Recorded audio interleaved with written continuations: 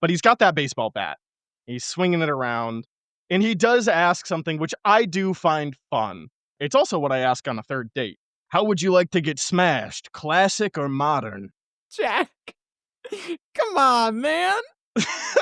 Listen, they can't all be winners. Your mom listens to this podcast. I know, and she's probably gonna think it's funny.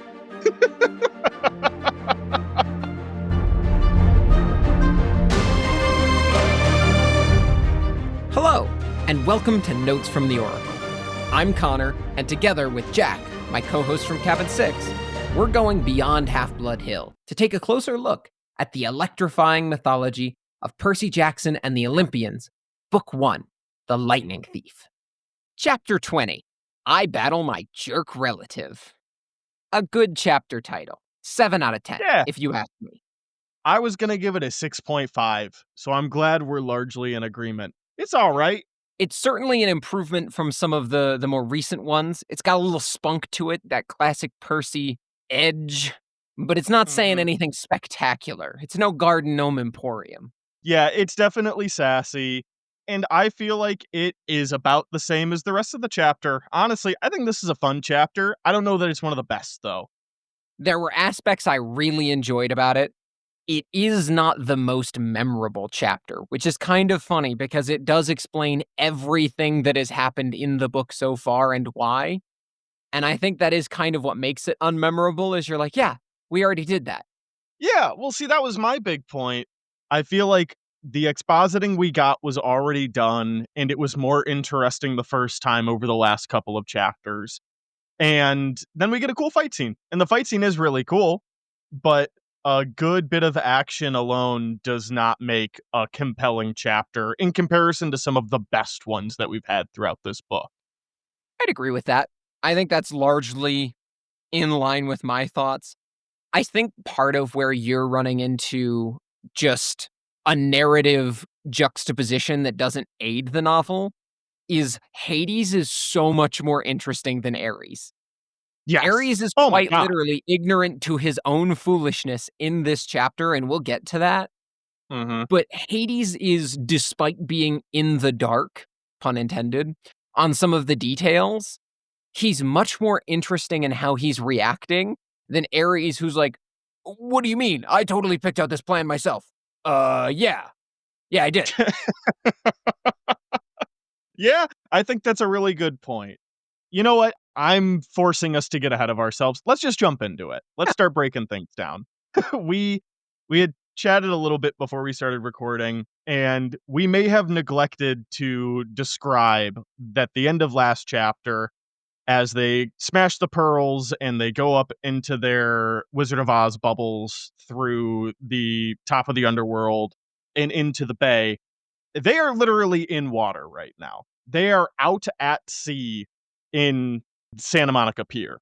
They're not on the beach, like they are in the middle just of the wake floating around. So So far this is out where that they had to be rescued by the Coast Guard in the beginning yes. of this chapter. I might point out, just because I feel like, especially reading this on a very weekly basis, I read the last chapter and thought, oh, they're probably like at most 100 feet out from shore. No, they are in the bay properly. And also because I refuse to let it go unnoticed, and I meant to mention it last chapter, we get our second reference in this novel for middle schoolers to shrooms in particular. I see you, Rick. I see you. Wait, what? Where is Yeah. that? They pop up into the bay. Percy tells a shark to beat it. Cool. Oh, And they knock a surfer off of his surfboard. And so the surfer screams about bad mushrooms and paddles away as right. fast as he can. You're talking last chapter. I was like, Yes, I'm wait a talking minute. last chapter. Did I miss a whole plot point? Yes, that is true. But we're in this chapter now. And this Yep. chapter starts with the Coast Guard. They pick them up, and I do like that Rick includes, listen, yeah, they're far out in the ocean. Normally it'd be really weird, but there's too much going on in LA for the Coast Guard to give a shit about why these three kids in street clothes are out in the middle of the bay. So they just pick them up, they toss some towels around their shoulders, give them water bottles, specifically that say, I'm a junior Coast Guard. and then speed off to start saving more people. I like that we get this little, I don't wanna say a throwaway line, but it's again, it's one of those instances of the powers. We just get to see the powers be used in a very weird niche way, which is Percy willing himself to get soaked by the water, so it doesn't seem too bizarre. I just thought that was fun. This is one of the coolest chapters for getting to see weird magic powers and Yes. weird parts of the magic system. I really appreciated that through everything from the fight scene in particular. That was Yes. really cool. You also pointed out that there are more important things going on. We learn at the beginning of this chapter and at the end of last chapter, Hades in his little tantrum over Percy not understanding and not actually having done what he thought he did. Hades has caused a legitimate disaster level earthquake that is so prominent that the Coast Guard is working to help save people. Presumably because the earthquake not only leveled parts of the city, which they can see the debris from, but also must have created such massive waves that they're sweeping people out to sea and causing deaths. You want to talk about people Yeah. causing deaths? Hades was just talking about how this is a problem, and then he goes and creates his own problem. I'm just saying, don't throw stones from your glass house. Yeah, it's a little bit of a self-fulfilling prophecy there. How Greek. They're getting saved, they get taken to land, and there's just this line that says, "They reach dry land, and as we stumble down the beach, we watch the city burn against a beautiful sunrise." I just think that's a cool line. There's nothing more to it than that. It was. And in usual Percy Jackson fashion, we get this really cool hard line Mhm. followed by, I felt as if I'd just come back from the dead, which I had, Which I had. which I Yeah. enjoyed. And we also get something again, Rick does a really good back and forth between serious, silly, but he ends on a more somber note. He says, "My backpack was heavy with Zeus's master bolt. My heart was even heavier from seeing my mother." And I read that and was like, "Ooh, all right, we might get a little bit of a character breakdown of Percy dealing with the fact that he had to, maybe in his eyes, abandon his mom, right? Failed to save the thing that mattered most." Because we got a bit of that last chapter where he's realizing his mom would not want to be one of the three saved. She would want him to stop the end of the world, even if that meant that she had to stay in the underworld with Hades. But in terms of the actual weight that that puts on him, we didn't get a whole lot of that. I Last am chapter, he was disappointed really to running on say, the adrenaline. yes, you're totally right. There was no time for that. And I'm a little disappointed that this chapter also, again, we're in the end game now. There is still no time for that, but I feel like on the boat ride back, Rick could have gave us a really, really good paragraph or two, like I know he's capable of, where he just hits really close to home and has Percy be introspective and feel these heavy thoughts and feelings for the first time and have to try and parse through that. And we don't get that at all, I believe. Like, I don't think it comes up again. Yeah, I feel like you're looking for some sort of finality because when you're at Camp Half Blood and she's first been taken, there's this odd balance that he had to strike from a writing perspective of Percy is grappling with this being very real and she's gone, she's dead. But also, I'm learning about all of this Greek mythology, so you're saying there's a chance. You are Mhm. saying that I could go to the underworld. And this time, there's not that. We've been to the underworld, and you didn't get her back. I think it would have been nice to have one or two beats where we just sit with that. And Yeah. you could have definitely made time on the boat for Percy to have that lament before transitioning to anger. It is a very Percy thing to go straight to pissed as hell with Ares. Just the way that Annabeth is, I don't believe it. We went all that way. And Percy is cutting her off. It was a trick, a strategy worthy of Athena. You get it, don't you? He's beyond pissed. And I do like Yeah. that. I like that Percy is like, Yes. yep, I want blood now. Yeah. And I get that too, but that's not satisfying to me to read.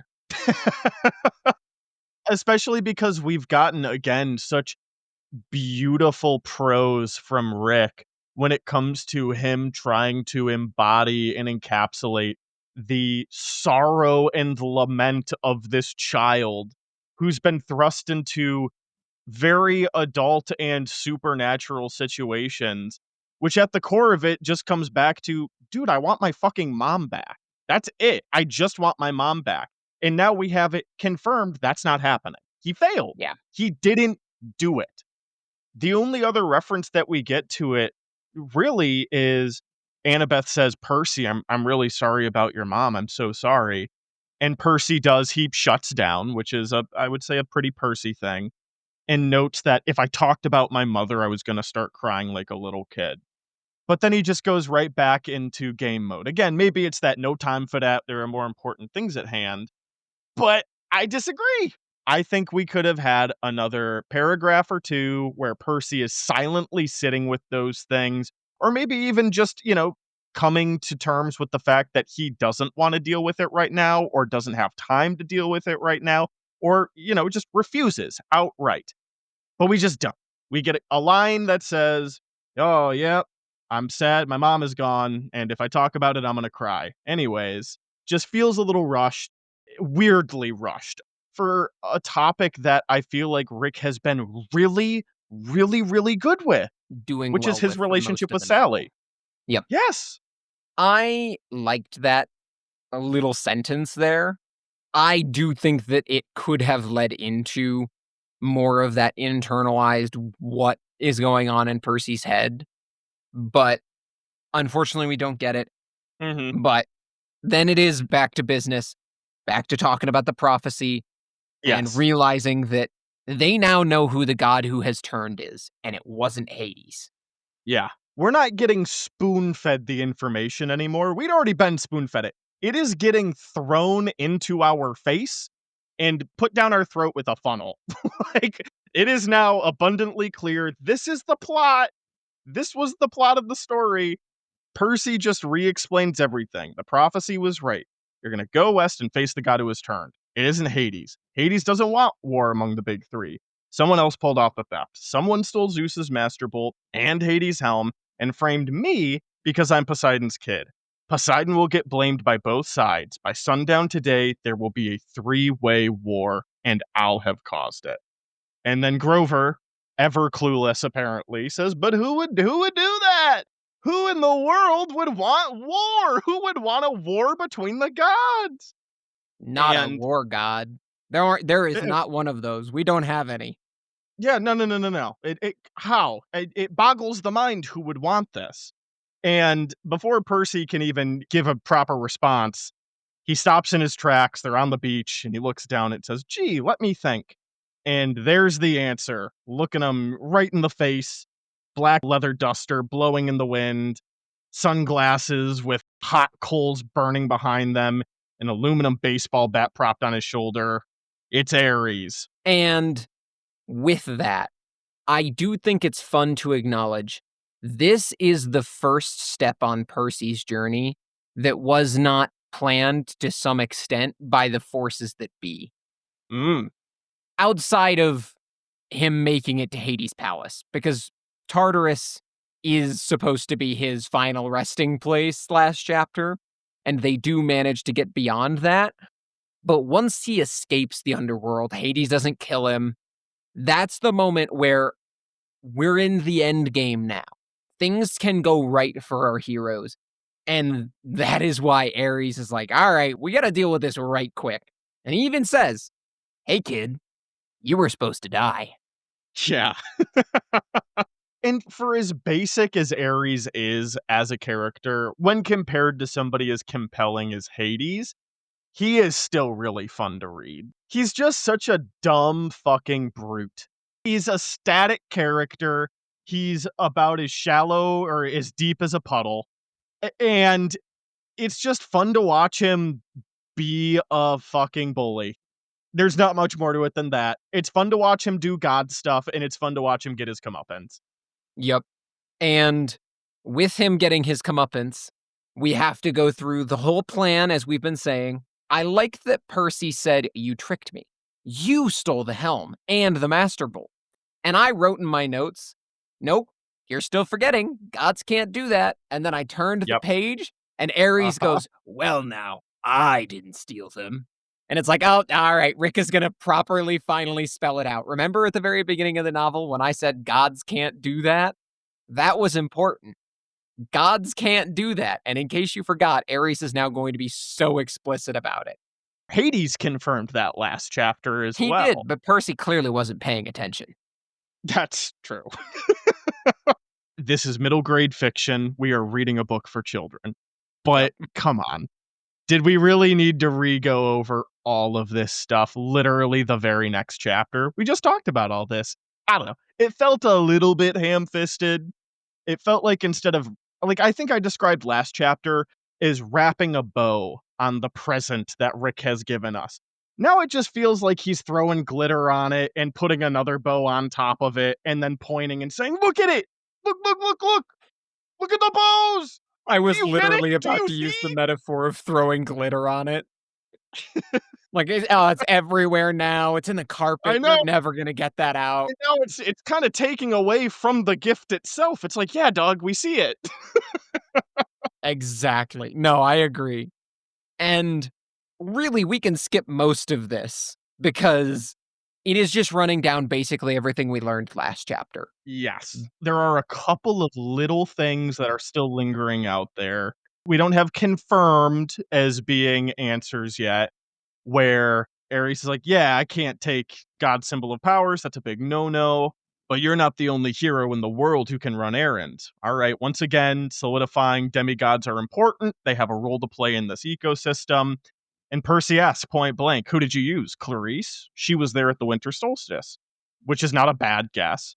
Nope. And I like that Rick writes, "The idea seemed to amuse Ares." And he just says, "Doesn't matter." He doesn't give an answer. He So doesn't it's still care. kind of out in the open, but as the reader, we would be able to kind of intuit, oh, it wouldn't amuse him, or at least he wouldn't have that reaction if it was. The idea if he'd be like, "Oh, that's cute. You think my stupid ass daughter that got her ass beat by you is the one that was pulling this off? Okay, yeah, that'd be funny." And I do like that because I think Percy goes forward with this and he's like, must be Clarice. No way it couldn't be. But if you start to think back to the Hellhound encounter, Clarice blames Percy pretty openly, and it seems pretty clear that she is unaware of the Hellhound. I would Yeah. I would say that there's no world in which you read that chapter and go, yeah, that was probably her. She's far more preoccupied with beating the snot out of Percy for Mhm. existing. Right. The Yeah. next detail that this followed, by the way, that I don't know about you, I did not like this. They talk about the Helm of Darkness. Ares pulls from his pocket a ski mask, the black kind that robbers wear. That's so Yeah. dumb. It could have been so many better things than a ski mask. Well, so here's the thing. It isn't a ski mask. It's specifically just a ski cap. Like the old-fashioned bank robbers, it is like a black skull cap. It's You're like a right, it's beanie. even worse. It's not even like a Pooh Shiesty full-on cover the face mask. And I didn't realize that until literally right this moment, because I also thought it was like a proper bank robber, over the face, cover the nose, you only see the eyes and mouth, like mask. It's Nope, even worse than that. it is. It's just a beanie. It's just a black beanie. One of the most powerful weapons forged by the Cyclopes themselves. There you go. It's a little wool cap that you could buy at LL Bean. There you go. Yeah. Yeah, it's just a little Carhartt toque. Yeah, very underwhelming. I was mixed on it. I was like, "That's kinda funny." I mean, I guess it makes sense if you're supposed to, like, turn invisible with it. What's the modern equivalent of something that could, like, turn you invisible? I don't know, I guess a black cap. I guess Yeah, what would you have had it be? I think since the rest of the items we've seen, especially through the mist, come across as much more proper weapon like, it would have been cool to have it be like night vision goggles, the type that like special ops wear. Mm, I have no idea. uh-huh, I do not think the military is a good thing or pay attention to them. But like, you get the kind of vibe I'm going uh-huh. for.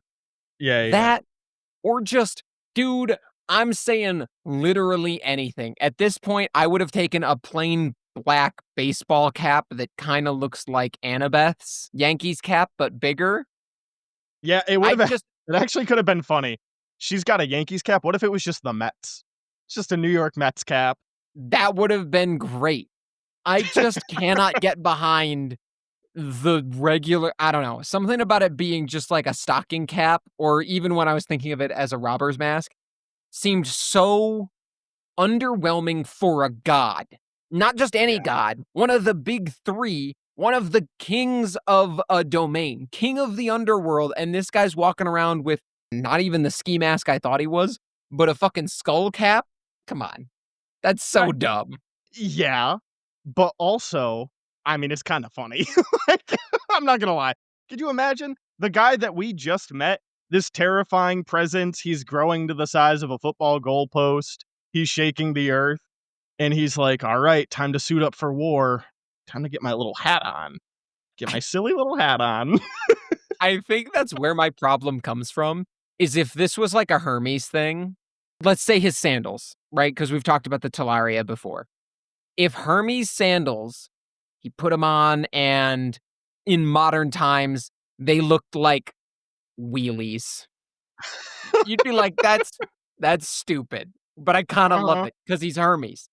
'Cause he's Hades Hermes. doesn't feel like that should be your character that you go for the comedic juxtaposition on. Yeah, honestly, I almost feel like granted, it's not modern, but these were still kind of a thing in 2005. Like, having it be a fedora, like a dark gangster fedora or something. Something that's classy. Yes, Something that's I agree. worthy of the god of the underworld, who is also the god of, like, all riches under the earth. That Yeah, dude, he should have a fancy ass hat. that's He it. should not be dressed like a dock worker. That is exactly what I was going for, but I've said my piece. I'm the one who ranted for far too long about something. I got frustrated over a hat. "Hey, welcome. How does it feel?" Not good, actually. "Oh, really? Well, well, I'm sorry to hear that. I like being positive. I don't like being angry over a hat. I'll take the anger stick from you. There you go. Okay, You feel better now?" a little What the bit. fuck is going on? You're telling me that Ares is explaining all this. I've got the angry stick now. This is what I sound like when I'm mad, can you tell? I I will say can. that actually, jokes aside, did lead into something that I had more of a question about. Ares is literally just he's doing the supervillain monologues. He's explaining everything. He's like, "I did this and I did that and I did this and I'm fucking evil and bad." And he literally is like, here's the Helm of Darkness. Yep, got that too. I had 2 most powerful items ever of all time just on my person at one point. Still have one. Anyways, where was I? Yeah, so I'm gonna start a war between the big 3. And, nobody knows what's happening. And we're gonna have a three-way slugfest. And it's gonna be awesome. Now, we had talked about in a prior episode Helios, and Helios is the sun. He just sees everything. He Yep. just kinda knows everything because of that. Is he, like, not around anymore? Is he not a thing?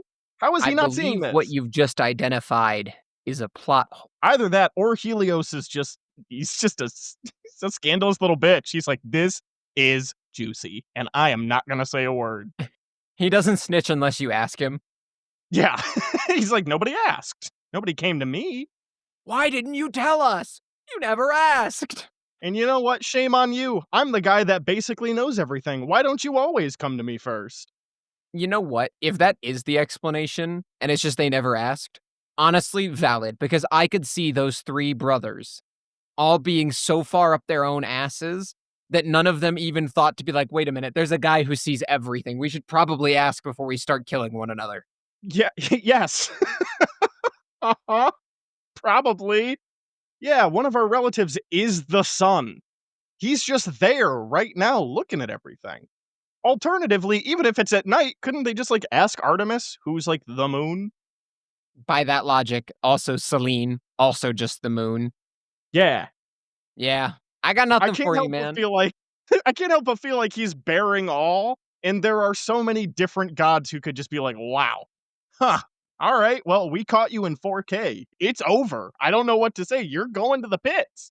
I don't think it's a plot hole that really took me out of the story or anything. Yeah.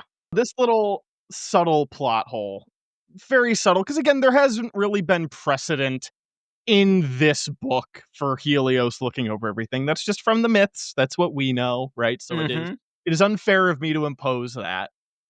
But what does happen immediately after is as Ares is like, "Yeah, my family's gonna fight. It's gonna be awesome."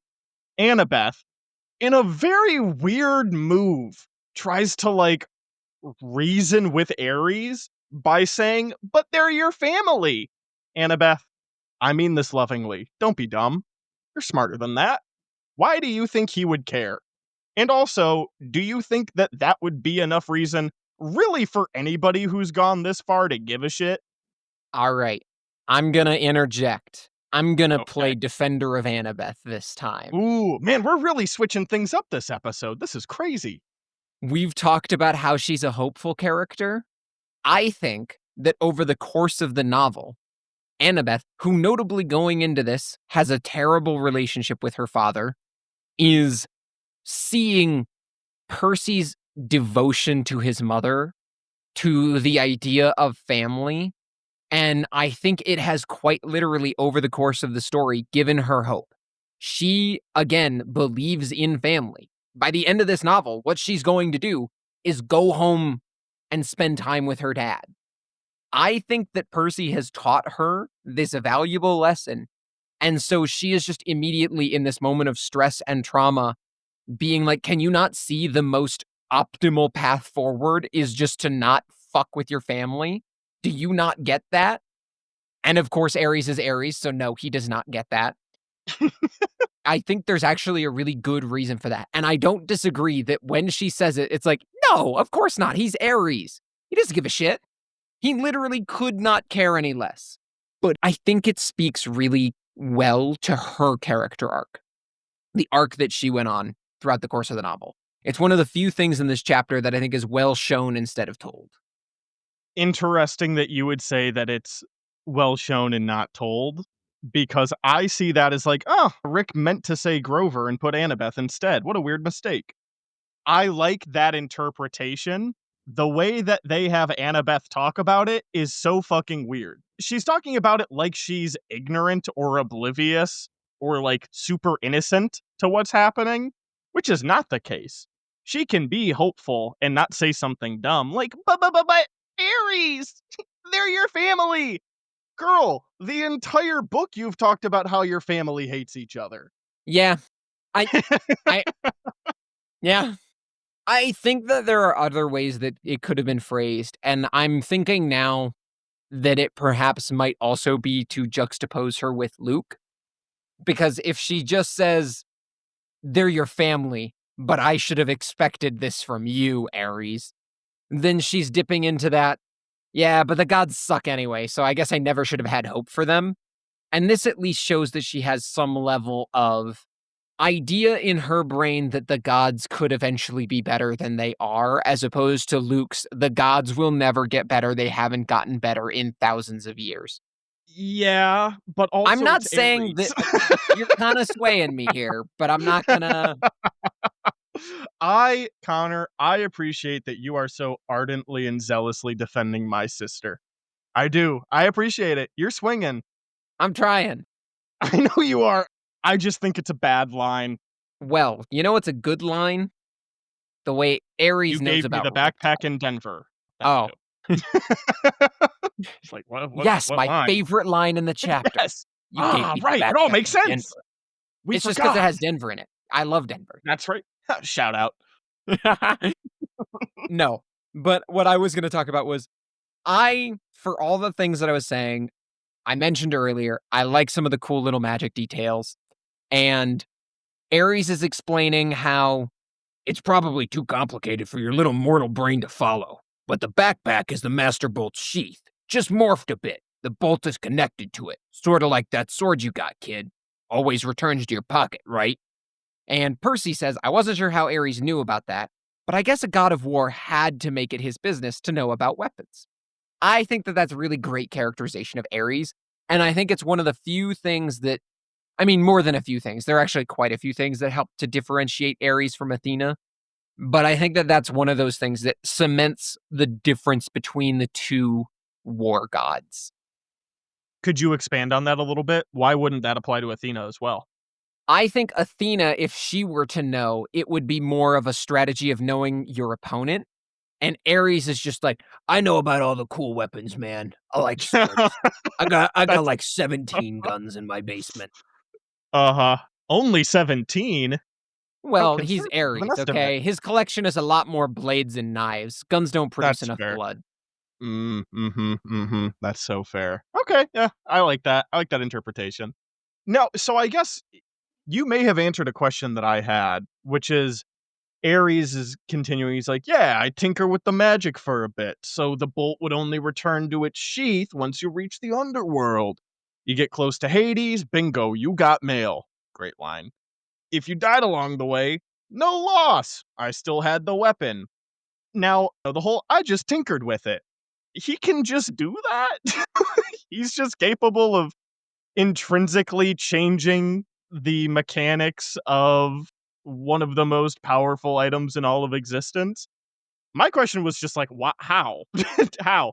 But I guess because it is a weapon, and I guess weapons are his domain, he has a Yeah. little bit of like sway over it, maybe? Hey, man. I also thought that was kind of crazy that he could just like crack the password on the nuclear codes. Uh huh. That's it. That's the whole statement. Yep. Okay. Glad that you were also kind of thrown off by that because it's really just glossed over. I went with the same thing as you. I guess it's a weapon, man. Yeah, sure. Ares can figure out the nuclear codes because it's a weapon. Yeah, sure. We'll move on to another point of a little bit of confusion, which is Percy asking a very good question, which is a question I was also asking myself. Why not just keep the Master Bolt, Ares? Why would you send it to Hades? And it's just there's this little section where it says Ares got a twitch in his jaw. For a moment, it was almost as if he were listening to another voice deep inside his head. Why didn't I yeah, with that kind of firepower, and it's like he's thinking about it for the first time for some reason, and then he's just kinda standing there. It's just like a pregnant beat for, like, 2 seconds, 3 seconds, and I like that it just says, "I exchanged nervous looks with Annabeth," and you can just imagine, they, like, short-circuited this guy's brain, and now they're just kinda, like, quickly looking at each other like, "What do we do?" Like, Oh what's no, happening we right broke now? a god. Did we break him? Yeah, which would have also been a great title for this chapter. We broke a god. That would have been that might have been 8 out of 10. I agree. But he has this weird trance. And this kind of fugue state leaves him. He goes, I didn't want the trouble. Better to have you caught red handed, holding something. Which is stupid and a lie, which he is again immediately called out for. And it's the Phoenix Wright Ace Attorney. Percy's hitting the objection. He's pointing and just calling things out and giving us all the exposition and plot we could ever possibly need from this book. He said, you didn't order the theft, which I guess Percy is saying he guessed, but I feel like it's not guessing at this point. It's just we know it to be fact. You didn't order the theft. Someone else sent a hero to steal the two items. Then, when Zeus sent you to hunt him down, you caught the thief. But you didn't turn him over to Zeus. Something convinced you to let him go. You kept the items until another hero could come along to complete the delivery. The thing in the pit is ordering you around. And we're going to pause there for just a second. So I know that Ares is getting orders from the man on high, and by the man on high, I mean the man way down below. But also, like, was he mind controlled? Because I really struggle to think of how fucking Ares is a brute, but he's really good at war. He's also exceedingly selfish. So why wouldn't his first thought be, dog, I've got the fucking Helm of Darkness and the Master Bolt? I can take over all of Olympus with this. I don't need any more. The only person that can stop me is Poseidon. And honestly, I feel like I could take him at this point. I had the same thought. I don't have a satisfying something to fill the space with and tell you. I think what you're supposed to take away from this is how powerful Kronos is, that Kronos could influence Ares' mind like that. Because I do think that moment where he like blinks, he does a reboot, you can hear the Mac noise. Yeah, the boot up. Hmm. I think you're supposed to read that as like his mind is being just tampered with in that moment. And I'm okay to allow that to be what it is from the narrative perspective and let that be the reason. I do think it's a bit cheap.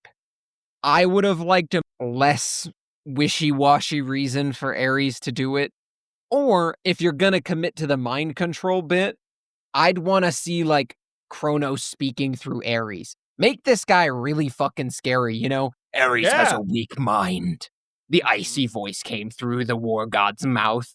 That would be cool.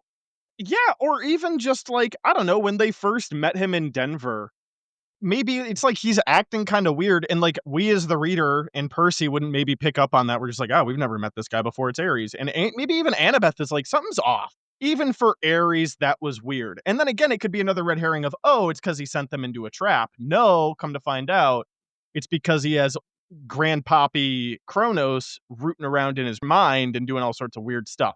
It did feel like a weird kind of last minute ass pull. Not a fan, and I dock this chapter some pretty fucking big points because of that, not gonna lie. Well, for all the docking, which I tend to agree with, I think this is another one of those chapters where it's got a slow uptake, but then you get to the good bit, and once you get to the good bit, it it smooths over some of the sins with the power of forgetting. Yeah, it jingles some keys in your face, and we go, "Yippee! Yep. Hooray! Jingle keys, jingle, jingle, jingle." And that So it's starts right time to now. chase the jingling keys. That's Exactly. right. Exactly. Ares, he's tweaking, his health bar's starting to show up. He says, "I Mhm. am the god of war. I take orders from no one. I don't have dreams." So he's tweaking. He is losing it right Yeah, now. literally And saying shit that does not make sense. yep. And Percy says, "I didn't. Who said anything about dreams?" And Ares is like, "All right, I'm mad. I'm mad now. Gotta hand it to you. You've become a problem and you're pissing me off. And if you get that bolt back to Olympus, all of this is gonna fall apart. So I've gotta kill you. Nothing personal." I did specifically find it interesting that he says, "I am the god of war, I take orders from no one."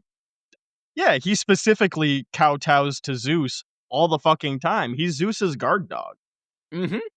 That's all. I just thought it was an interesting characterization for him to say, "I don't take orders," and that to feel accurate while also feeling incredibly incorrect. Yeah, he doesn't take orders, he receives them and then will allow them. Maybe that's how he views it. But nonetheless, I'm sure you were about to talk about some of the cool magic, which starts off with I did not expect, and maybe I just forgot about it because the boar gets Yeah. just absolutely KO'd by the ocean so fast. But I thought it was really cool that Ares' first move was to summon a giant boar to gore Percy. See, I disagree. I thought it was fucking lame. I thought it was Yeah? funny. The way I see it is Ares is mad at this point. He's like, "I've gotta kill you. I cannot allow you to escape." So what does he do? Summon a big fucking pig. Bro, this is the guy that didn't even know he was a proper demigod, let alone the son of Poseidon, and he killed the Minotaur. That's like a super boar. And you just summon a big pig while you're by the ocean? What are you, fucking dumb? Shoot him. Shoot him with a gun. Punch him in the face until it turns into jam. Like, why are you leading with that? You know, I was going off of vibes are cool. You're now talking about war gods should have good strategy. And you're making a lot of good points. For all the weapons Ares likes, he really should have just pulled out a gun. Or just like two boars? Three? Why just one? Why just a pig? And like, I get it. Wild boars are, for a regular person, very scary. They're incredibly dangerous. Feral hogs will fuck you up. Oh, don't worry, we're But gonna learn about that later. Yes, but Ares understands this kid is unkillable. Everything that is supposed to kill him has not worked. He's still here. You And just throw a big fucking hog at him and you're like, yeah, that'll get him. Just one of them. That's all I need. he is also on a beach. I gotta Yes, say, by the for water. all the things, and like once they're actually into the fight, Ares is gonna strategically position himself so that Percy can't get back to the water and stuff like that. Dude, just don't fight him on a beach. Literally, show up 10 minutes later when Yeah, they're walking down to the airport or whatever. they're going to LAX. Yes, Uh-huh. confront them at LAX. Yes, I didn't even think about that. That would have been such a fucking cool set piece. That would have been so awesome. Now there could be some maybe problems with it's the idea of the humans are basically seeing a shootout in LAX. So maybe I could see Rick being like, maybe we'll avoid the concept of a shooting in a public place or having to deal with what the people are seeing with that. Yeah, But I think it would have been cool. Percy would have to I be think it would have kind of been cool. strategic. But I don't know. I also get the idea of wanting Percy to be able to flex and like actually do sea god stuff because we've seen him be smart and find workarounds throughout the whole book. I feel like there's so many things where I'm like, why is it Ares? Why are they saying this to Ares? Why is Ares doing this? And why is Ares acting upon this? It just feels a little weird. Let me see if But I can't at least assuage you with some headcanon that might be a bit of a stretch but would work. mhm. We know that the Great Prophecy means that Olympus's fate will be decided by a child of the big three, and that does mean it can go positive or negative. So maybe Kronos is continuing to influence Ares' mind because he knows that he's missed the boat on getting Percy this time, so he needs to keep Percy alive to the age of 16 so that the prophecy can be fulfilled and potentially Percy can end the world. Mm, I'll accept that, but I also hate that I am now feeding more into the mind control. Well, we may not be under mind control, but we are going to be watching the Lightning Thief movie. Yep, and despite all evidence to the contrary, it will be of our own free will. Well, not exactly. We're only going to watch the movie if we hit 100 followers before our book one recap episode releases. That's right. So make sure to follow wherever you get your podcast because I need an excuse to watch Alexandra Daddario. And make sure to share our show with your friends. That's the best way to support our content. But anyways, there's this big fucking pig that appears. That's right. Ares snaps his finger, and rising from the sand of the beach is a massive wild boar that is described as larger and uglier than the one whose head hung above the door of cabin 7. I like that the beast does the classic pawing at the ground like it's in a cartoon kicking up sand, and Percy is smartly stepping into the water.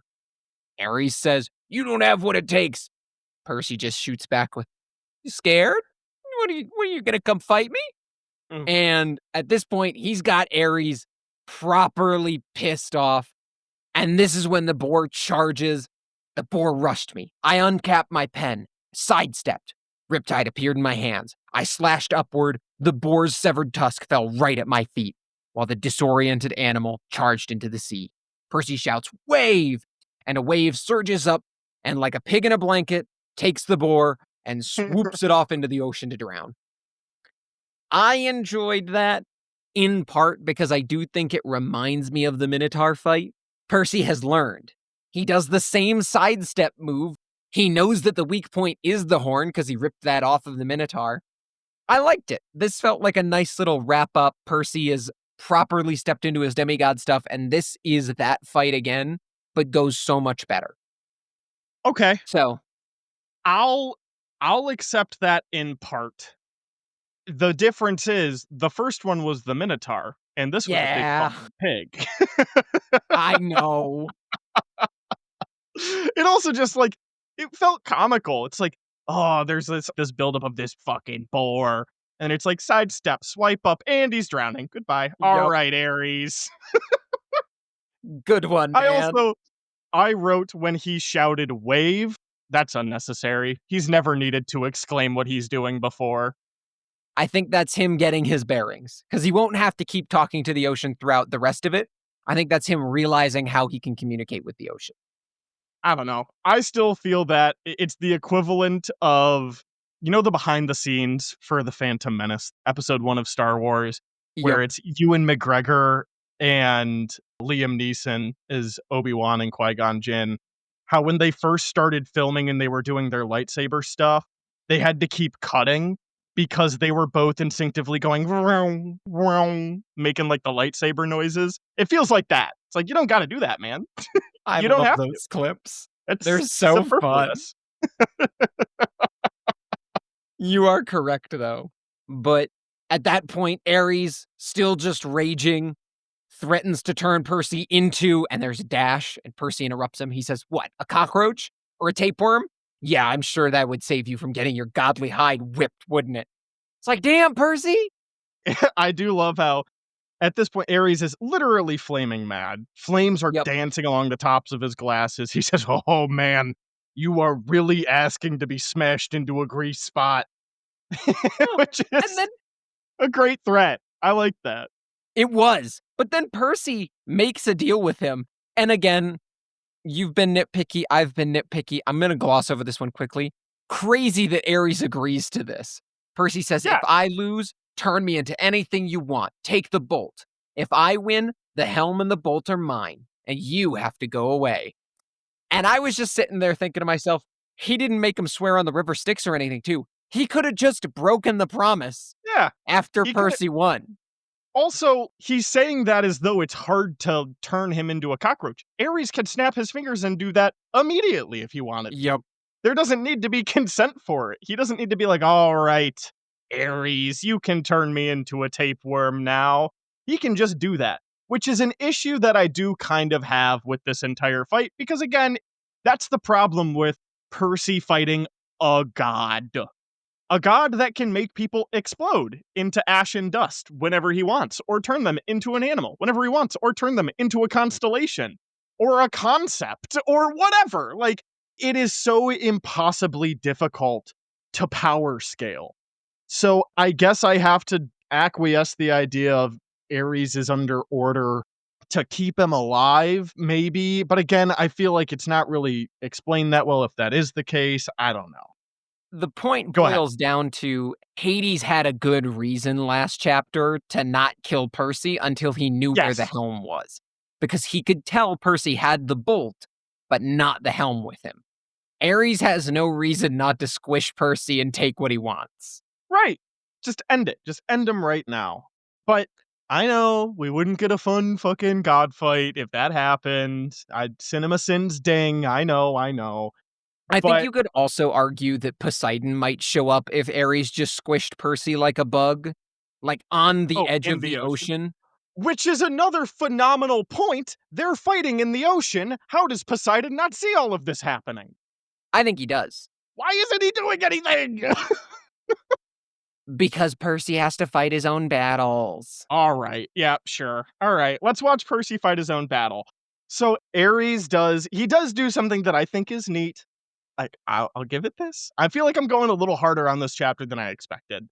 But he's got that baseball bat. He's swinging it around. And he does ask something which I do find fun. It's also what I ask on a third date. How would you like to get smashed? Classic or modern? Jack, come on, man. Listen, they can't all be winners. Your mom listens to this podcast. I know, and she's probably gonna think it's funny. I But think she'd yes, just be happy that I'm respectful enough to wait for the third date. But it's fun. I like It's a Percy's fun bit response of too. banter. Yeah. He At this shows him point, his Percy is sword. done with words. Mhm. He holds out the blade. He says, "We're going swords." I like it. We get a cool sword Yeah. fight. And Annabeth, the smart one, says, "Percy, don't do this. You are Uh-huh. gonna die." Mhm. Said, And "He's a Percy, god." Percy goes, "He's a coward." oh, it's so good. He's so stupid but reckless. I love it. I love Oh, that he's a dude. coward, calling it as it is. Yeah. And he can tell because Ares is scared. He's pointed that out before. And it's just the idea of he's a god, but, like, for Percy, even though he's come to learn that the gods are real, at this point, he's like, "You know, what's a god to a non-believer? Fuck this guy. Fuck him and all he stands for. I'm gonna beat his ass." Yeah. And so Annabeth gives him her necklace with 5 years worth of beads and the ring from her father. Percy blushes, and then Grover gives him a similarly affectionate gift of a crushed tin can, one that no doubt he'd been carrying across all of America as an emergency snack.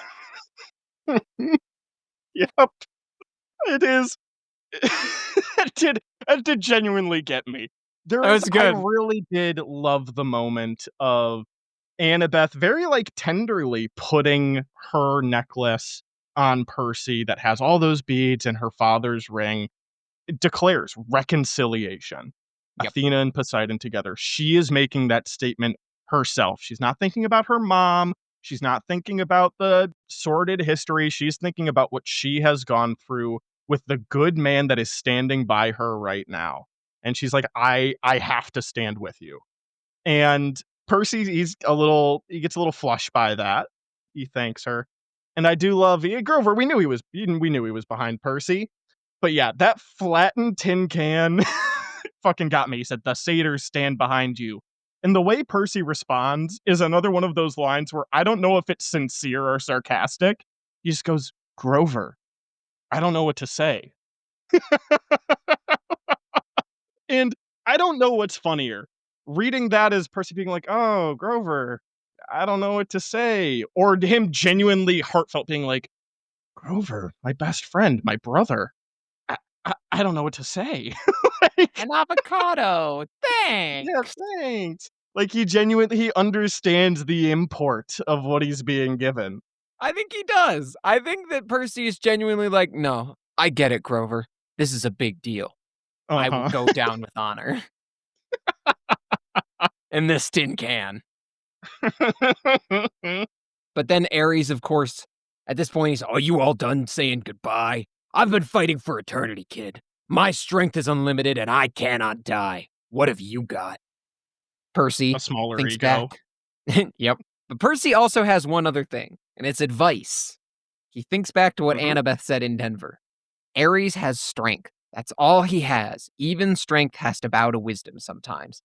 So Percy's whole thing that he's going to be doing in this fight is he's trying to fight smart. And Mhm. it is a pretty fun fight scene at this point. Ares is coming at him. He cleaves downward. Percy is jumping around. He's using the water to push himself and stay out of the way of the blade. Ares is just as quick. And this is the moment where he's starting to realize Ares is toying with him as he grins. Not bad, not bad. And at this point, Ares has managed to position himself to where Percy has to jump onto dry land. And Ares, knowing that Percy would want to get back to the water, has completely cut him off and outmaneuvered him. So Percy, he thinks about what Luke taught him in his sword training. When you've got the shorter blade, get in close. And then the cops show up. Yeah, I was gonna say, some more pigs show up on the beat. This time Ares did not summon them. It's the cops! Oh no. Wah I wah. know, here to ruin the fun. No kidding. It's interesting to see this, again, intersection of what mortals are seeing or might potentially be seeing versus the affairs of gods and demigods and monsters. There's just this pause in the fight where the cop is like, "The guy's arm, call for back." And Ares is still fighting, but as Percy's looking, he's like, "What the fuck are they seeing?" It looks like Ares just has a shotgun. So what these people are probably seeing is that there's a child with, like, a pistol having a John Wick gunfight with this massive, terrifying fucking Hell's Angel biker looking motherfucker with a shotgun. Just fighting each other. Just fighting each other on the beach. And I like how there's this back and forth. Ares is like, "Admit it, kid, you got no hope. I'm just toying with you."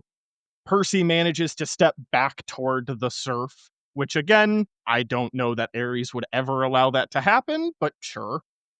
And we get this, it brings in the idea of demigods typically having ADHD and that it is specifically meant to keep you alive. It's a spidey sense. Like, literally, ADHD is a spidey sense.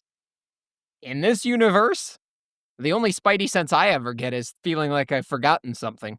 which I I was usually gonna have. say, now Connor, I do not have ADHD, but I feel like from how you've described it, it actually is the exact opposite of a spidey sense. You forget things and are often confused. Yup.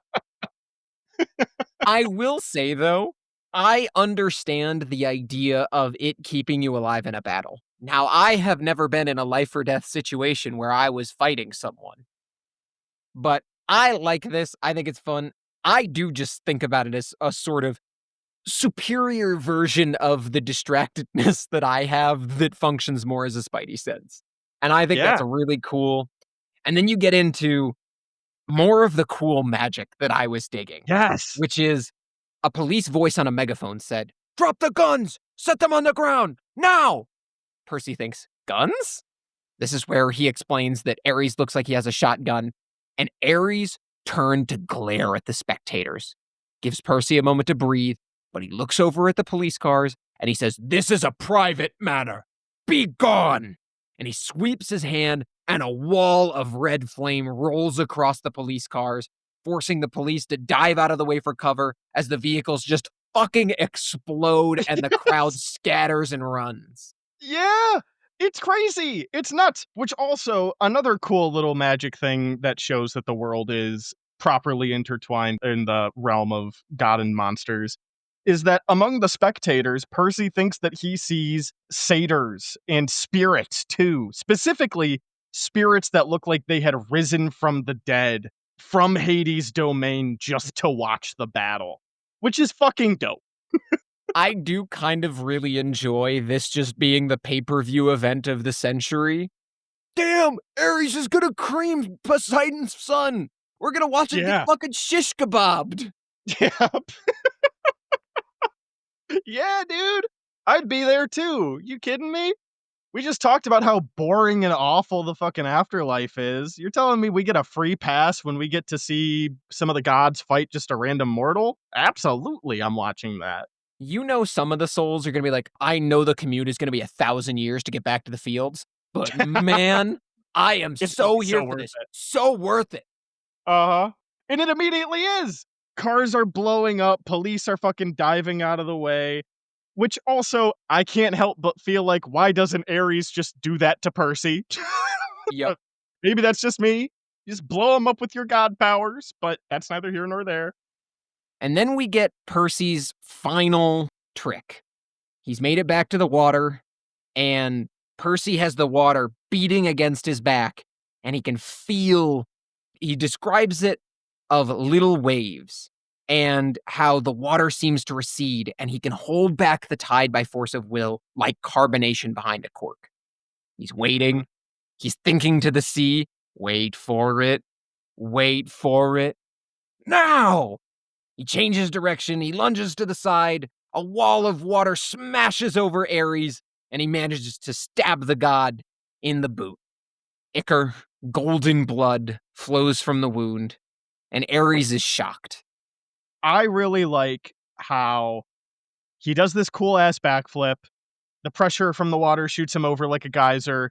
He lands a strike in the god's heel, and Rick writes, the roar that followed made Hades' earthquake look like a minor event.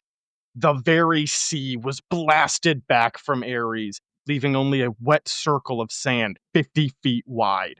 So he's having his, for those of you that have watched Castlevania, his season one Dracula is fighting the main fucking trio, and he's getting pissed. He's having his I am Vlad Dracula Tepesh, and I have had enough! Fucking fire explosion, waves of force blowing everything back. Like second phase. We've just reached the second phase, and it's fucking cool. It's so dope. And then we start seeing the ichor, the golden blood of the god, starts to flow from the war god's boot. And the expression on his face is one that's beyond hatred. It's pain, shock, complete disbelief that he's been wounded. And he starts limping towards Purser. He's muttering ancient Greek curses. It is. Something stopped him. It was as if a cloud covered the sun, but worse. Light faded. Sound and color drained away. A cold, heavy presence passed over the beach, slowing time, dropping the temperature to freezing, and making me feel like life was hopeless. Fighting was useless. And then the darkness lifted. What the fuck was that, Connor? Who could that have been? I have no idea. It's almost as though we've had some strange, mysterious voice associated with cold over and over again in the sands of time. And now something Yeah. slowed time and made it cold? Yeah, we got some more stuff this time though. Now everything's losing color. It's like black and white. The light begins to like drain away. It's scary. Like, I don't know how else to describe it. It's spooky. And it I spooks actually really Aries too. enjoyed that description. I thought Oh, it's that was awesome. really cool. It reminds me the way that Rick handles Kronos, at least so far in this book, reminds me a lot of the Lich from Adventure Time. There are no jokes with Kronos. There are no jokes when it's his power, his presence being described. It is just unfettered and abyssal and eternal and all encompassing. It's Yeah. it's a tone shift. It is a tone shift every time it is mentioned. And part of me as I read that was like, that's fucking cool. Another part of me was like, how'd he do that? But how'd he do that though? Evil magic. Ah, right, of course, the evil magic, I should have guessed. Yep, I got you. Don't worry, I'm always here with the explanations. Huh. Way to go, Oracle. But at that point, Ares lowers his sword, realizing he's been defeated. He tells Percy, "You have sealed your fate. Every time you raise your blade in battle, every time you hope for success, you will feel my curse. Beware, Perseus Jackson. Beware." And then he reveals his true immortal form, which Percy looks away from, knowing somewhere deep inside himself that if he looked at it, he would turn into a pile of ashes. Yep, he'd get Ark of the Covenant style, just exploded, turned to dust. Not good. Bad, bad thing to have happen. So he does manage to avoid it. The light dies. He looks back. Ares is gone. And the tide rolls out to reveal Hades' bronze helm of darkness. And this is where we learned that the Hooray! Furies have been watching. Yay! So he gets to hand it off Yeah, to them. And I did find it funny that they're like, "We saw the whole thing. So it truly was not you?" Like, guys, yeah. did you not hear them monologuing for hours out here? Like, I know it's only No, been they like were 5 minutes. they were watching, not listening, Connor. Oh, you're They were so probably right. watching from the distance and were like, "Yeah, get him, Ares, fuck him up." They're like, "Wait, whoa, whoa, Yeah, whoa, send him back whoa, to wait, Hades. what's that? What does he have on his fucking motorcycle? Wait a minute, yo."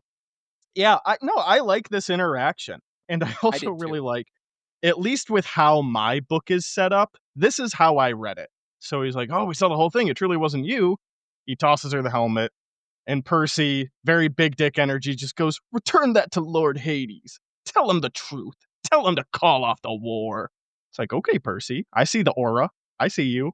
Mhm. And he's saying all this to, again, Mrs. Dobbs. This is like a very good, it's full circle now. He is confronting the first monster that he came across. And it's also the first monster that he came across is helping him save the world by doing this, which I think Very is really lawful neutral energy. very, oh, yeah. They serve a bad purpose for mortals, but like they're not evil necessarily. They're just doing their job. Yep. And she hesitates. Her forked tongue is starting to lick over her green leathery lips. And this is where it's at the bottom of the first page, and it just ends on this sentence: "Live well, Percy Jackson. Become a true hero." And I thought, oh, that's very sweet. And then you Yep. flip the page. And the very next line is, "Because if you don't, if you ever come into my clutches again." And she cackles and savoring the idea of torturing him forever. And then she flies away. And it's like, oh, well, never mind. And part of me really hopes that that's intentional on Rick's part because, again, we've talked about he's really good with how he sets up the pages, how he like breaks down sentences and paragraphs. And I like the idea of it's like almost this 1980s family sitcom ending of the mean old teacher being like, "Ah, you've done it. Live well, become a true hero." and then whoop, rug pull because I'm gonna fucking torture you forever if you don't. Yeah. I found it particularly interesting that this is the first time that someone tells Percy Jackson to stay alive, Yes. and notably hits him with the become a true hero. That's crazy. Mhm. With that, I do think that it's also a bit poetic that she says, live well, so do the living, and if you don't, I am going to torture you. It's everything all of them said. Your life is going to be hard, and if you make the wrong choices, it's probably worse than just dying now. Mhm. So make the right choices. Yeah, like, it's very sinister, and it's funny the way that Rick has set up Yes. the page, I think, but, like, it really is the first kind of vote of support that Percy's gotten from the people that aren't obligated to give him their support. Yeah. And with all of that being said, and I'm going to pretty well speed through the last bit of this unless you have any qualms with that. Because at that point, the trio has a quick little conversation. Annabeth says, that's terrifying. Grover says, cool. And I don't know that I agree with Grover's take. I think Annabeth is correct, clearly. They exchange a look, and understanding passes. They now know what was in Tartarus. They've figured it out. And Percy says, all right, now we got to get this lightning bolt back to New York by tonight. So I guess we have one option. And Annabeth's like, that's literally impossible unless we fly. And Percy's like, yep, we're flying. I hope you packed a suitcase. Yep. Yeah. They fly now. They fly now. Yep. And that's it. That's the end of our chapter. It was a solid fight scene.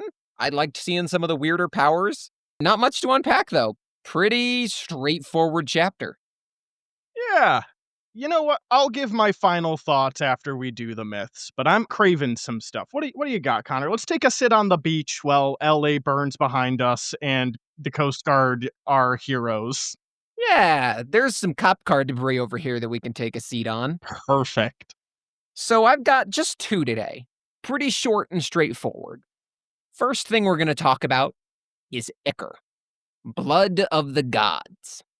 Now, unsurprisingly, this is a pretty solidified thing.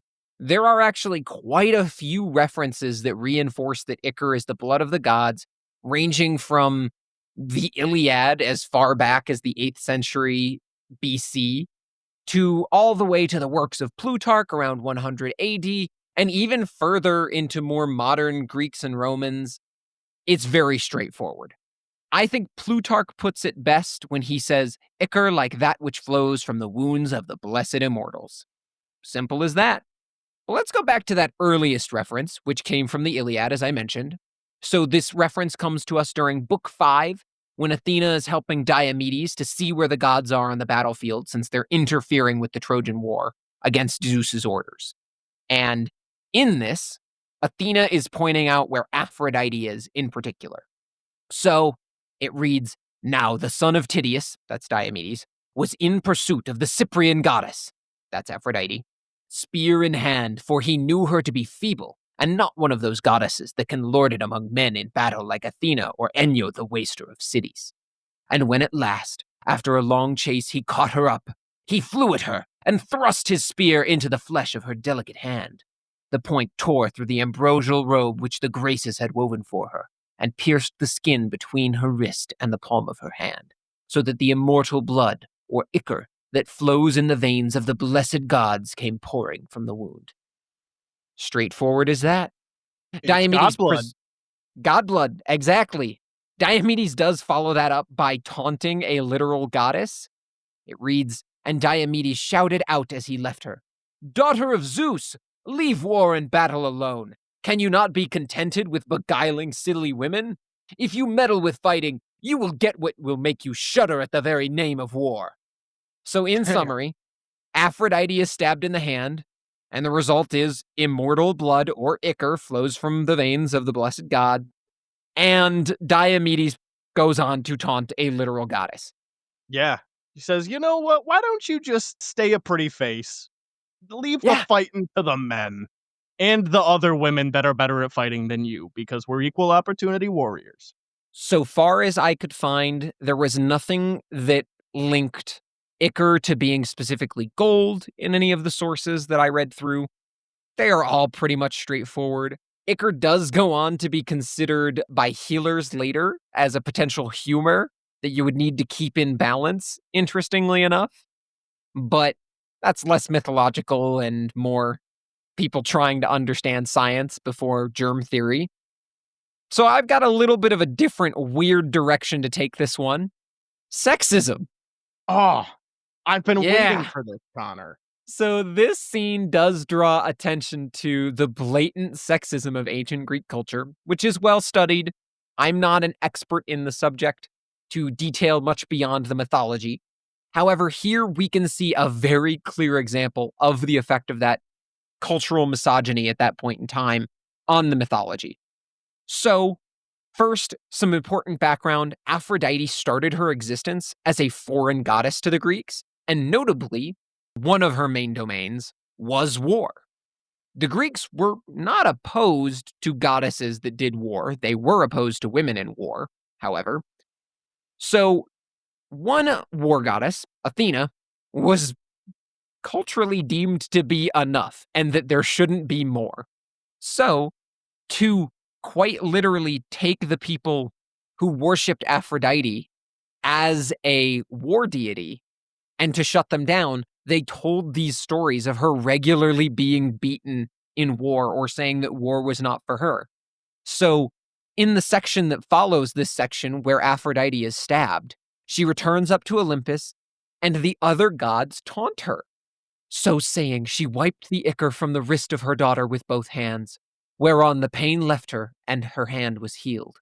But Athena and Hera, who were looking on, began to taunt Zeus with their mocking talk, and Athena was first to speak. Father Zeus, said she, do not be angry with me, but I think the Cyprian must have been persuading some of the Achaean women to go with the Trojans, of whom she is so very fond. And while caressing one of them, she must have torn her delicate hand with the gold pin of the woman's brooch. And then it says that Zeus smiled and called golden Aphrodite to his side. My child, said he, it has not been given you to be a warrior. Attend henceforth to your own delightful matrimonial duties, and leave all this fighting to Ares and Athena. That's it. Damn. It's not a fun detour, but I wanted to bulk Yeah. this out a little bit, and Uh-huh. yeah, ancient Greek sexism. Yeah. Well, what happened last time we let the women vote? Yeah, we talked about that. Didn't end well. So let's not let them vote and, let's not let them go to war. Which is very bizarre that they still allow Athena to be the war goddess. Yep, I it is I odd. There's an not much else to say incredibly around it, but revered war goddess, mind you. mhm. But that's Ichor.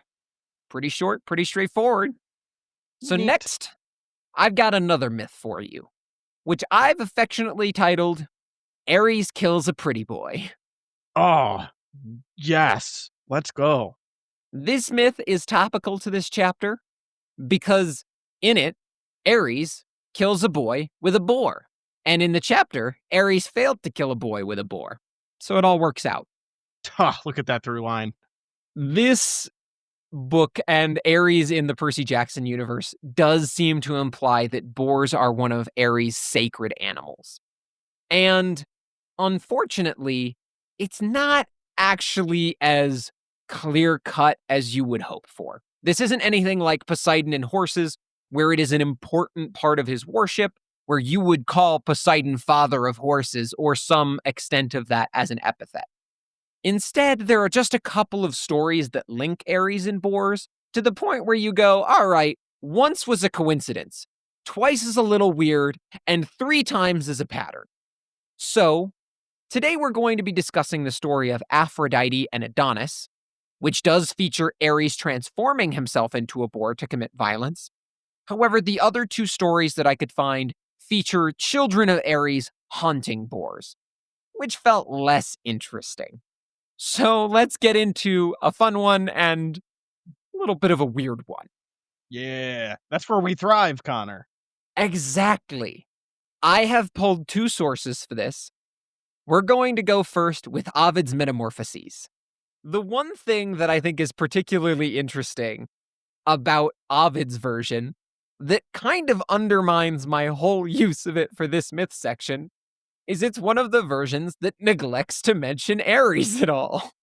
Mm. So just know that the boar at the end of the story is Ares transformed into a boar. And actually, I'll just pull the other source right now. That comes to us, and we can be sure of that because it is referenced by others as well as our good friend Pseudo Apollodorus. But I particularly like this little quote from Nonnus in his book, The Dionysica, where he says, "Only the boars she would not watch in their pleasures, for being a prophet, she knew that in the shape of a wild boar, Ares, with jagged tusk and spitting deadly poison, was destined to weave fate for Adonis in a jealous madness." So, in proper Greek tragedy, I have revealed the end. Adonis will not live through this story. But let's Damn it. start with his birth. Once upon a time, there was a princess, and she was really into her dad.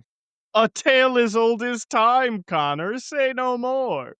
And there is a full other story that Ovid tells before the story of Adonis to set up the backstory for this princess. And I would love to go through it with you, but frankly, I wanted to get to the good stuff. So we're going to skip over all of the incest, and I'm just going to explain to you that they have sex in the dark so that her dad never knows that he's fucking his daughter. And then eventually he finds out, and she's like, all right, shit, I'm going to banish myself now. I know what I did was wrong. And she quite literally prays to the gods. I know what I did was fucked up. Please don't kill me. I'm trying to do something right, but like I know I'm gonna get punished. And so she quite literally is not sent to death to go and be among the tortures that she would face in Hades, nor is she left to live her life effectively as someone who is spurned for her wrongdoings.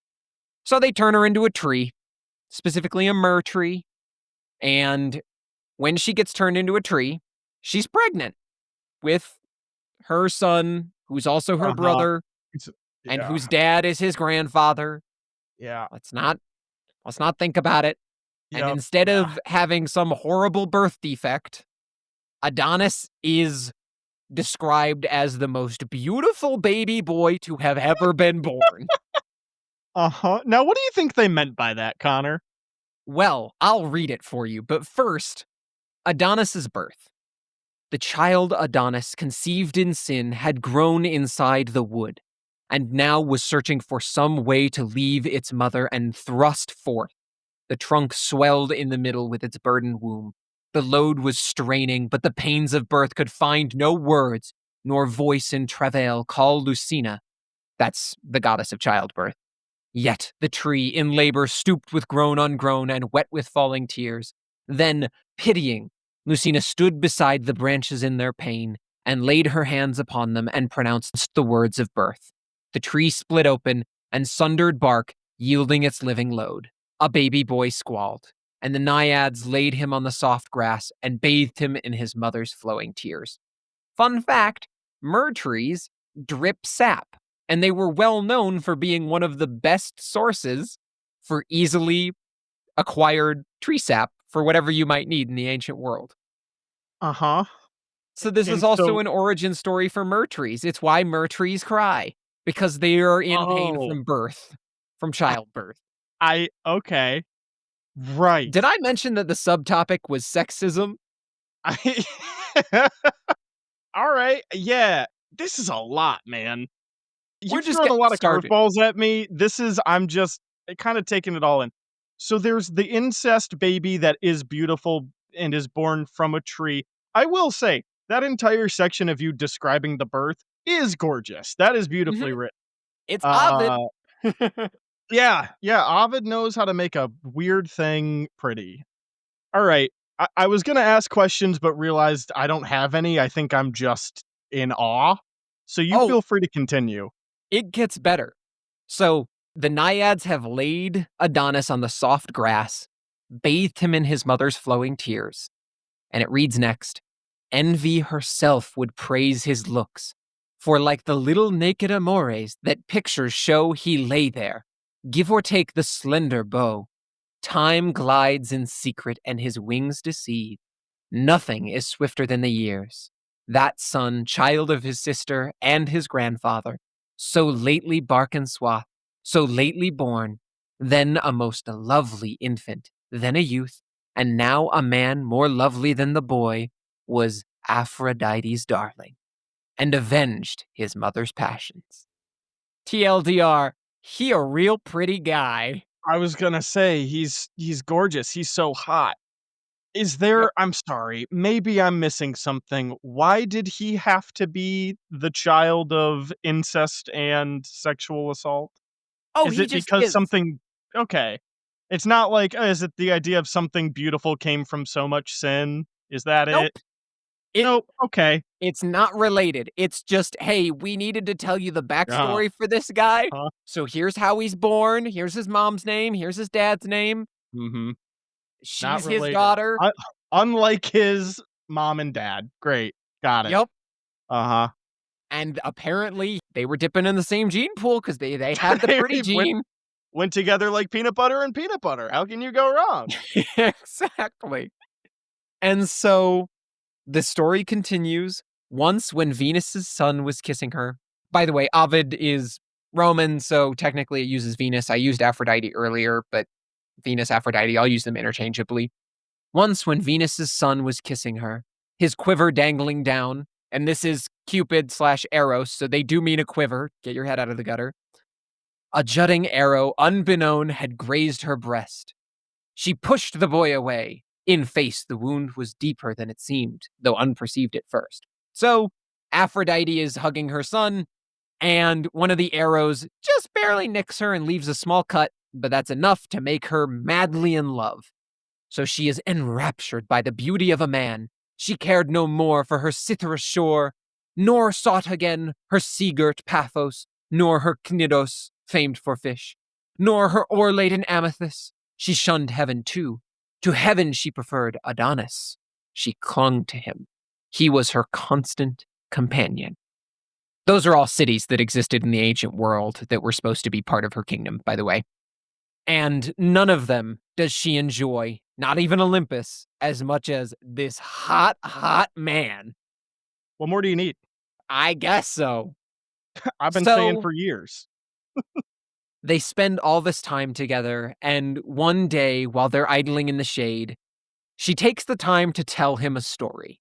She tells him the story of Artemis urging on the hounds to kill a man who saw her while she bathed. Why does she tell him all of this? Because it's supposed to be a warning. Because remember, it's not mentioned in this version, but she has gift of prophecy and knows that he's going to get killed by Ares. So it reads, she warned Adonis too, if warnings could have been of any use, to fear those beasts. Be brave when backs are turned, but when they're bold, boldness is dangerous. Never be rash, my darling. To my risk, never provoke quarry that nature's armed, lest your renown should cost me dear. Not youth, not beauty, nor charms that move Venus's heart can ever move lions or bristly boars, or eyes or minds of savage beasts. In his curved tusks, a boar wields lightning. Tawny lions launch their charge in giant anger. Creatures of that kind I hate. So Adonis being very hot is also basically a glory-seeking hunter, and she's like, "You really shouldn't be doing this. You're gonna get killed by one of these animals. They're No, really babe, dangerous." you're too pretty And to die. yeah, he then goes, "So why?" And she says, "I'll tell. A tale to astonish you of ancient guilt and magic long ago. But my unwonted toil has made me tired. And look, a poplar happily at hand drops shade for our delight. And greensward gives a couch. Here I would wish to rest." And so she lies down and tells a story of how Atalante and Hippomenes came to be transformed into lions. Another story within a story. I'm skipping it. We've had too many. I was gonna say, we're going too deep, Connor. And so Adonis, after having been like, why? And she's like, because these other people got turned into lions. He's like, that doesn't make sense to the story you told me. This story is about a race. And so he's like, that's fine. I'm not going to listen to you. So she gives her warning and she's like, I gotta go now. I am a goddess. I have other shit to do. So she hops in her chariot, which is drawn by silver swans that pull her across the sky. And That's dope. he grabs his hounds and he finds a scent. It chanced his hounds, hot on a well-marked scent, put up a boar lying hidden in the woods. As it broke away, Adonis speared it, a slanting hit, and quick with its curved snout, the savage beast dislodged the bloody point, and charged Adonis as he ran in fear for safety, and sank its tusks deep in his groin, and stretched him dying on the yellow sand. He's killed by a boar that rams its tusks into his dick. Need I say Uh, more? yeah, I got that. Okay. And is that boar Ares? So, Or reminder, no? This is the one in where he's not in it. in Ovid's Metamorphoses, it's never made clear. Now, we do Okay. have artistic depictions of Ares as the boar killing Adonis. It might just be that Ovid was like, it's not pretty if I have to explain that Ares was the boar. I've already told so many stories in this one story. This is like, Uh-huh. this one story is like a third to half of book 10 of the Metamorphoses. And the Jeez. other half is like 4 or 5 small stories, and then it's just all of this with nested stories. I see. So what we do get is the falling out from this event.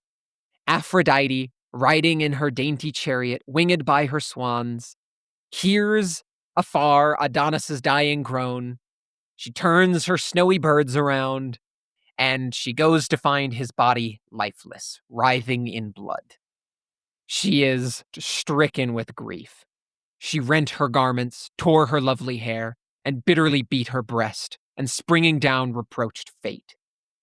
Even so, not everything shall own your sway. Memorials of my sorrow, Adonis, shall endure. Each passing year, your death, repeated in the hearts of men, shall reenact my grief and my lament. But now, your blood shall change into a flower. So, with those words, she sprinkles nectar, the drink of the gods, on his blood, which produces a blood red flower like the rich bloom of pomegranates. And this flower is known as an anemone, Like Finding Nemo and Anemone? like the sea plant, but not the sea plant, just a red flower called anemone. I see. And that's also where the ancient Greeks got the Adonia festival, where they celebrated Aphrodite's lost love. And I again, see. this version neglects to mention Ares, but reminder from Nonnus's Dionysica. Only the boars she would not watch in their pleasures, for being a prophet, she knew that in the shape of a wild boar, Ares, with jagged tusk and spitting deadly poison, was destined to weave fate for Adonis in a jealous madness. So the Okay. boar is Ares, and So that's the why forest Ares is is associated with boars. it's him all along. Whoa, what a twist. And those are our myths for today. Straightforward, fun, some classic Greek mythology, crazy sex shenanigans. Yeah, and you know what? Straightforward and fun, I feel like falls in line with the chapter for today. I hesitate to disagree. I was hard on it. I feel like I laid into it more than I anticipated. But overall, you know what? It's hard to talk about and describe a chapter where literally half of it is just fighting. But the half of it that's just fighting is really cool. So I'll give it style points for that. I think the problem that this chapter has from a breakdown standpoint is frankly, when you start looking at the details, it looks really weird. So you just have Yeah. to go with it and read it fast. It's one of the shorter chapters. And I think if you just go with the flow of it and you read quick and you're like, oh, action scene, page turn, it's fun. But when you start to look at the details, you get a little bogged down. And you're like, wait, that's doesn't make as much sense. So maybe not the fairest way to place it, but I'm agreeing. Honestly, I don't think this is going to place as highly as I thought it would have. Yeah, no, I'm genuinely kinda shocked. I mean, I was looking forward to this one, and, I mean, at least as a kid, I seem to remember being a big fan of it, but I don't know, maybe now that I'm older, I was just expecting more from it, or I had it built up in my mind from being a child, and it just didn't meet that expectation. And in comparison to the rest of the book, really fell short in some key areas that I've grown to appreciate in this first book that I don't think I did on my first read through in, middle school. I don't know. Yeah, I really don't have much more to add, frankly. I think that as a climax of the novel, the last chapter does a better job. And I think that's Mm, kind of my whole summary. I think they yeah. function in tandem as a two-part climax, but I think that everything you do with Hades is much better for giving you that, "Oh my gosh, I get it now. I'm putting all the pieces together. I was Yeah. fooled." And this Yeah. chapter's just like, "Yeah, well, we're doing that again with a different god who's less interesting." Yeah. It's like I say, the second climax is never as good as the first. And on that note, Yep. We can we'll we see can you leave all now. next week. See ya. Thanks for listening. If you enjoyed this podcast and want to support our content, please be sure to leave a review, share with your friend, and follow us on all your favorite podcast platforms. Until next time, this has been Notes from the Oracle.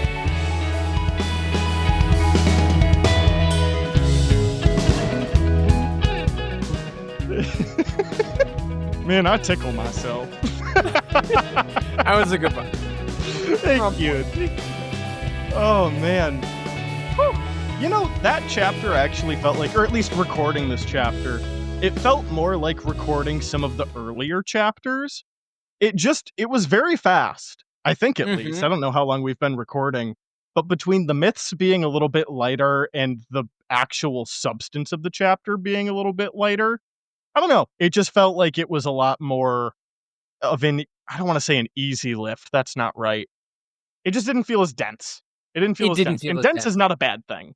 No, I think we ended up being maybe a little bit shorter than we have been lately, but honestly, not incredibly short comparatively, maybe 10 minutes shorter than normal. I think it comes down much more to there really wasn't a lot to break down, Mhm. especially when the chapter is explaining everything to you like you're 5. Yeah. Yes. Like, Yeah.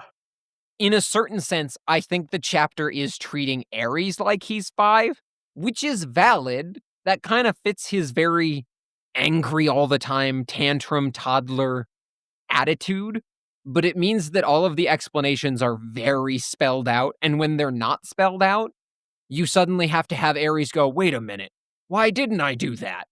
And then you have to just write over it and keep moving, and that gives the chapter those little stutter moments, but they don't add depth that you and I could really dig into. Yeah. It was very like, there were multiple points in the chapter where I was like, I almost felt a little insulted. I was like, God, does the fucking author think I'm a kid? And then I'm like, wait a minute. I Yes. am a grown man reading a child's book. Yes, he does. He is assuming that I am a child. I should not be getting as upset about this as I am. I think it's especially as well because there are a lot of chapters that are able to spell out what they're trying to say, but at the same time don't feel the need to spell out every little detail, and they leave a Right. little bit for second reads, older readers, that sort of thing, because they're not important to the story. But everything in this chapter, as we're getting to this climax point, is important to the story. And you Right. just came off of a chapter with a bunch of nuance and little details where you could go, "Ooh, oh, and Hades is saying this because of this." And you're Mhm. having to do a lot of heavy lifting. I do feel like this is like the, "Hey, 6th grader, pay attention Uh-huh. again, sortie, sortie, smash, smash." Uh-huh. Yeah, yep. If you can hear me, clap once. If you can hear me, clap twice. That kind of Exactly. vibe. All right. Yep. All right. Here's the action. Here's all what the entire book was about. Hooray! You made it. You read through your first big book. How does it feel, kid? Yeah. We made sure to put all the important backstory in this chapter about fighting so that you would actually read it. You'd actually read through it. Yep. Man. But what is crazy, dude? There's only 2 chapters left. Don't remind me. I'm, like, honestly a little sad. More than a little You know, sad. me too. It's hitting me a bit harder than I thought. I mean, we're not at the end yet, but fuck, we're close. Dude, my book is looking it's looking well loved. The lamination on the cover because it's a paperback is Mhm. peeling on the edges. You can see random pen marks from where my pen has overlapped onto the edge of the book. It's Oh, yeah. It looks like a graduate textbook for me. yeah. Like, I have my book on, like, intermediate multi-model, design, and Percy Jackson and the Lightning Thief. Those are my 2 most, like, marked up, highlighted, scribbled upon books that I own. I killed 2 blue highlighters that granted were both already dying, and I've been trying to stretch them out to use them until the end of the book because I'm like, I'm gonna buy a whole pack of blue highlighters, but they come in packs of Mhm. like 20. So it's like I Yeah. I am gonna kill this one first before I buy 20 blue highlighters. See, that's smart. I've had to switch my highlighter 3 times. So we started off yellow, and then it went to pink, and now we're at blue. And it's only been now that I'm like, "Shit, I probably should have led with blue, huh?" It's so funny though, because I do have a pile of highlighters that I feel like just over the course of my schooling, I acquired them and never used them because Yep. the aforementioned ADHD, I was terrible at taking notes or Oh, doing no, no, no, readings. no, no. Connor, you're just a dude that went to undergrad and then got a master's degree. What you do as a good student is you buy all of these markers and different colored pens thinking that you're gonna be really good with note taking, and then you Yeah. only write in black ink pen. That's it. Yes. To the That's what point I that I did. actually did refill the pens that I bought in college to write in the book, and I have refills because I have a pen that I really like. I like the Energel, like Pentec Energels. They're good. Connor, do you ever mourn the loss of your childhood when you start talking about your favorite type of pen? No, because 'cause I'm using them to write in Percy Jackson and talk about it on the internet with my friend.